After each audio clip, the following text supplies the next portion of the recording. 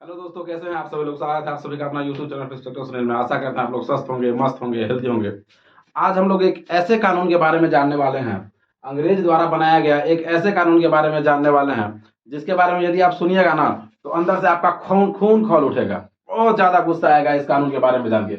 यह एक ऐसा कानून था कि आप अपराध भी नहीं कीजिएगा, सिर्फ सरकार को आप पे शक है। और शक क्या रहेगा, यदि आप आजादी के लिए क्रांति कर रहे हैं, वह उसी लोगों को अंदर करता था जो आजादी के लिए क्रांति कर रहा था, जो चाहता था कि हमारा देश भी स्वतंत्र हो। जो जो ये चीज करते थे वह उन्हें जबरदस्ती पकड़ के जेल में डाल देता था।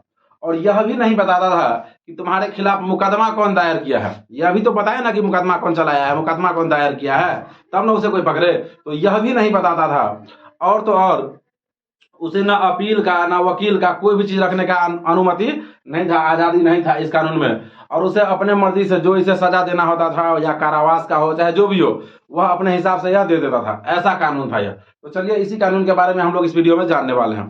तो इस कानून को हम लोग दोस्तों रॉलेट एक्ट के नाम से जानते हैं। किस नाम से जानते हैं? रॉलेट एक्ट के नाम से जानते हैं। इसी कानून को काला कानून भी कहा जाता है। काला कानून इसे गांधी जी के द्वारा नाम दिया गया था। काला कानून किसके द्वारा नाम दिया गया था?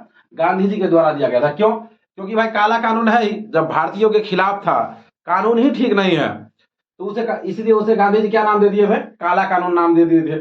याद रखिएगा, यह कानून जो लाया गया था यह 19 मार्च 1919 ईस्वी को लाया गया था।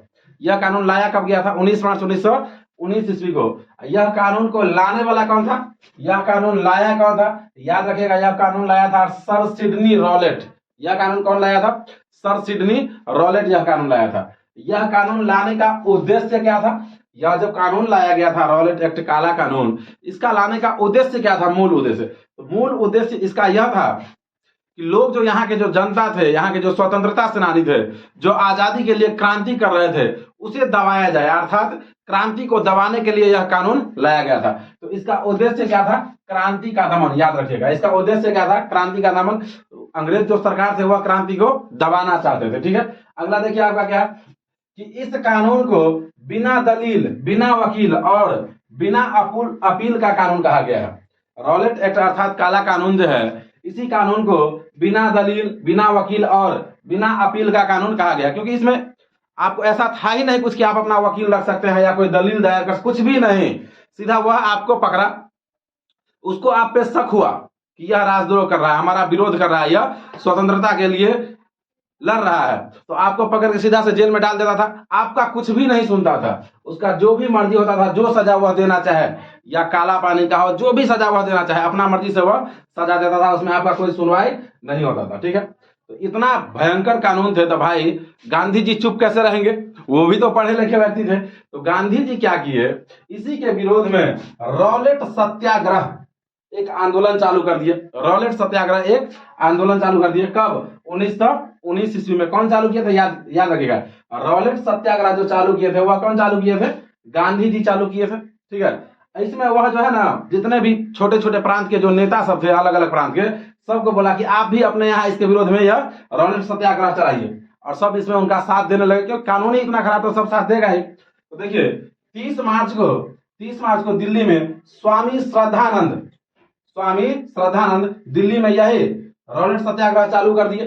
कब? 30 मार्च को, याद रखेगा। और वहां पे वह आंदोलन का नाम क्या दे दिए? कर मत दो आंदोलन। वहां पे एक आंदोलन चालू कर दिए और उसका नाम क्या दे दिए? कर मत दो आंदोलन। इसमें एक कंफ्यूजन होता है। देखिए, क्वेश्चन आता है कि कर मत दो का नारा किसने दिया था? कर मत दो का नारा किसने दिया था? यहाँ पे अंतर है। देखिए, यहाँ पे क्या है? कर मत दो आंदोलन है, और यहाँ पे क्या है? कर मत दो नारा है। तो जब कर मत दो नारा के बारे में बात हो, तो वहां पे आपका राइट आंसर हो जाएगा सरदार पटेल। जब क्वेश्चन इस प्रकार से रहे कि कर मत दो नारा किसने दिया था, वहां पे आंसर क्या हो जाएगा? सरदार पटेल हो जाएगा। और जब क्वेश्चन इस प्रकार से रहे कि कर मत दो आंदोलन किसके द्वारा चलाया गया था, तो वहां पे आपका आंसर हो जाएगा स्वामी श्रद्धानंद। तब वहां पे आपका आंसर क्या हो जाएगा? स्वामी श्रद्धानंद हो जाएगा। ठीक है, उसके बाद देखिए 6 अप्रैल को देशव्यापी हड़ताल किसके द्वारा बुलाया गया था? गांधी जी के द्वारा। 6 अप्रैल को देशव्यापी हड़ताल, इसी कानून के विरोध में हड़ताल बुलाया गया था। किसके द्वारा? गांधी जी को बुलाया गया था। उसमें देश के अलग अलग प्रांतों से बहुत सारे लोग आए। इससे जो है ना अंग्रेज डर गया, और 8 अप्रैल को गांधी जी को गिरफ्तार कर लिया गया। 8 अप्रैल को गांधी जी को गिरफ्तार कर लिया गया। उसके बाद देखिए, यह जो सत्याग्रह चला था, रॉलेट सत्याग्रह, इसका केंद्र कौन था? पंजाब था। रॉलेट सत्याग्रह का केंद्र कौन था? पंजाब था। और पंजाब के प्रमुख नेता थे सत्यपाल और सैफुद्दीन किचलू। पंजाब के प्रमुख नेता कौन थे उस समय? सत्यपाल और सैफुद्दीन किचलू। इन्हें 9 अप्रैल को गिरफ्तार कर लिया गया। गांधी जी को कब गिरफ्तार किया, याद रखिएगा, गांधी जी को कब गिरफ्तार किया गया? 8 अप्रैल को। और 9 अप्रैल को वहां के जो, गांधी जी को तो गिरफ्तार कर लिया, लेकिन वहां का जो प्रमुख नेता था पंजाब का, सत्यपाल और सैफुद्दीन, यह उसका विरोध कर रहा था। तो 9 अप्रैल को इसे भी गिरफ्तार कर लिया गया। अब वहां के जो जनता थे, वहां की जो पब्लिक थी, वो बहुत ज्यादा गुस्से में आ गई, बहुत ज्यादा गुस्से में आ गई। उसके बाद 13 अप्रैल को वो लोग कहां इकट्ठा हुए? जालियांवाला बाग हत्याकांड में सब जाके उपस्थित हुए। और वहीं पे एक घटना हुआ था जिसे हम लोग जालियांवाला बाग हत्याकांड के नाम से जानते हैं। यह हम इसका पार्ट 2 लाएंगे, जालियांवाला बाग हत्याकांड का, उसमें आपको बताएंगे। ठीक है, वीडियो लंबा हो रहा है, इसमें हम इतना ही बात करेंगे। तो याद रखिएगा, रॉलेट एक्ट इतना भयंकर कानून था जिसमें लोगों को कुछ भी, अभी जो आप मोटरसाइकिल से जाते हैं, हेलमेट जो नहीं पहन के जाते हैं, प्रशासन पुलिस वाला जो पकड़ लेता है, तो आप दलील करते हैं ना जी, दलील करते हैं ना कि सर जी हमारा इमरजेंसी है, हॉस्पिटल जा रहे हैं या कहीं। इसमें दलील करने का भी कुछ भी नहीं है, आप कुछ कर ही नहीं सकते हैं। सरकार को आप पे शक हो गया, अंग्रेज को, वह आपको पकड़ा, अपने मर्जी से उसको जो मर्जी हुआ वह एक्ट आप पे लगा दिया, और जितना दिन का चाहे वह सजा दे सकता था। यह भी आपको नहीं बताता था कि आपके खिलाफ मुकदमा कौन दायर किया, यह भी नहीं। उसके बाद देखिए, इसी कानून में राजद्रोह के मुकदमों की सुनवाई के लिए एक अलग न्यायालय बनाया गया। जो भी उसका विरोध करता था, तो राजद्रोह के मुकदमों की सुनवाई के लिए एक अलग न्यायालय बनाया गया।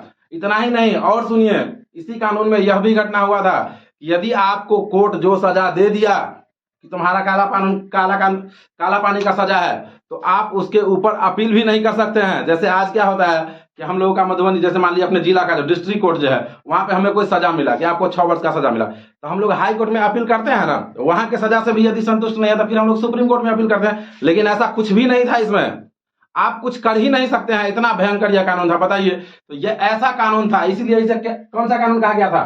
काला कानून कहा गया था गांधी जी के द्वारा। ठीक है, चलिए, वीडियो अच्छा लगा तो वीडियो को लाइक कीजिएगा, चैनल को सब्सक्राइब कीजिए। अब हम लोग नेक्स्ट वीडियो में मिलेंगे जालियांवाला बाग हत्याकांड के, जालियांवाला बाग हत्याकांड वाला वीडियो को लेकर। ठीक है, चलिए चलते हैं, मिलते हैं नेक्स्ट वीडियो में, तब तक के लिए जय हिंद।